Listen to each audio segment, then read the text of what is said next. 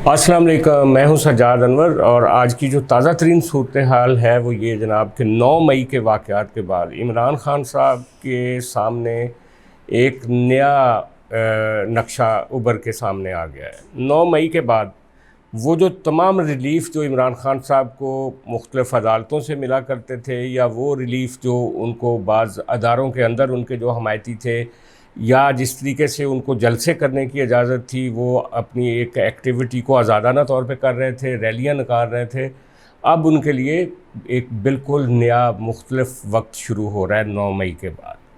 आपने देखा उनका मुरीद के वाला जलसा उन्होंने नहीं करने दिया गया, और फिर उसके अलावा अब उनका जो ज़मान पार्क है उसकी जो तलाशी है उसके लिए 3-4 दिन से पुलिस और उनके मुज़ाकरा जारी हैं। लेकिन इसमें जो अहम बात यह है कि बाहर जितने भी लोग थे और ख़ैमे थे वो सारे उखाड़ दिए गए हैं।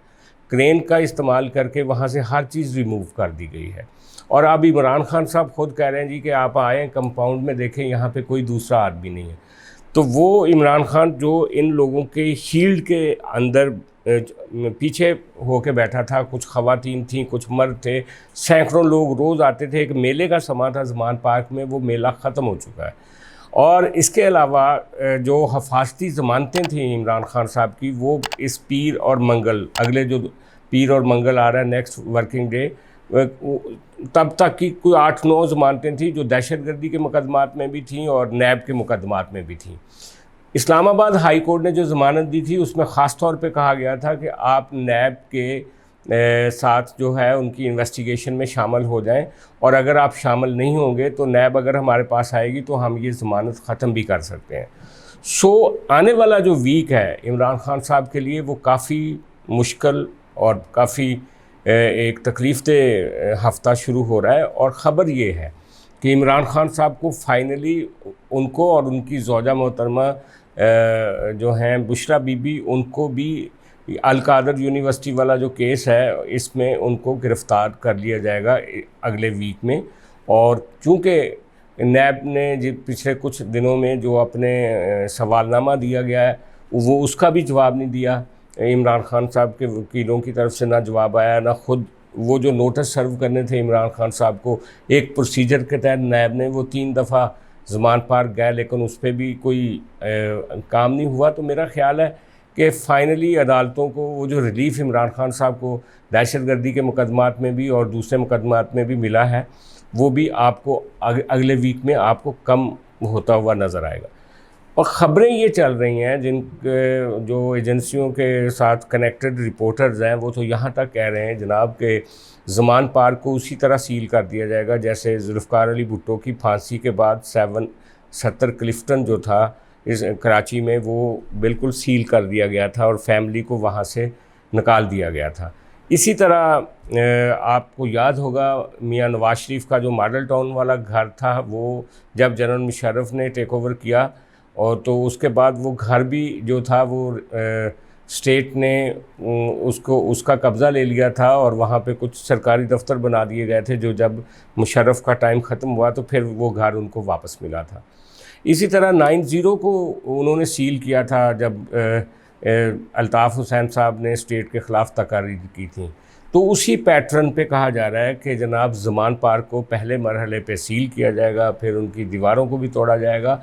और कहा तो ये भी जा रहा है कि ये जो घर है जहाँ पे जिस कंपाउंड में बैठ के फ़ैसले होते थे कि GHQ पे और बाकी जगहों पे अटैक करना है, वो सारे हिस्सों को मस्मार करने के बारे में भी बातें हो रही हैं। पता नहीं कल को होता है या नहीं होता, लेकिन ये बातें चल रही हैं। बुशरा बीबी और इमरान खान साहब की अरेस्ट, और वो भी नैब के मुख्तलिफ़ मुकदमात में, और फिर एक ज़मान पार्क के हवाले से ये जो ख़बरें हैं।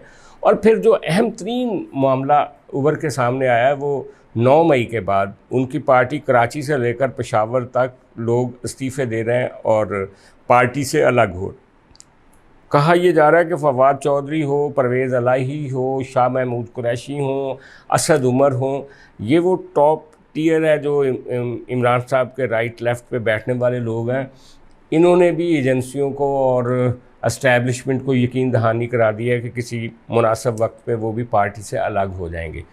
तो जो इमरान खान साहब के साथ बहुत सारे लोगों को और मालदार लोगों को जोड़ा गया था पूरे मुल्क में, उन सबको अब उनसे अलग किया जा रहा है। पिछले दिनों जो अकील डैडी जो कि कराची के बहुत बड़े बिजनेसमैन हैं, उन्होंने एक उनको ऑफ़र दी थी कि अगर आपने पाकिस्तान में रहना है तो यहाँ आपको फिर एक मुश्किल टाइम में से गुज़रना पड़ेगा, और अगर आप चाहते हैं बाहर जाना तो उसके लिए कोशिश की जा सकती है। तो उसका जवाब आज इमरान खान साहब ने दिया है कि मेरे को बाहर असासे नहीं पड़े हुए, और उन्होंने अपने मुखालिफ सियासी जमातों को फिर कहा है कि इनके तो चोरी का माल है बाहर पड़ा, और ये इसलिए दबा कर बाहर चले जाते हैं, मैं तो बाहर नहीं जाऊंगा।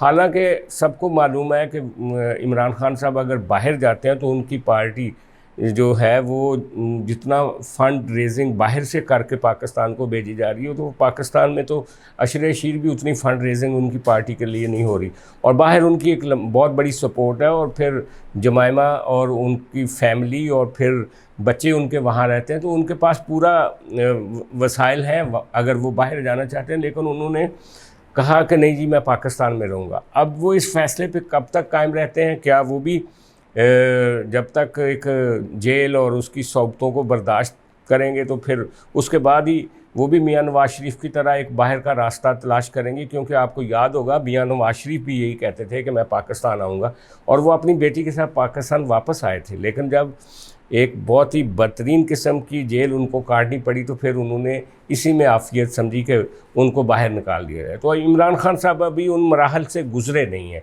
जब गुज़रेंगे तो फिर पता चलेगा।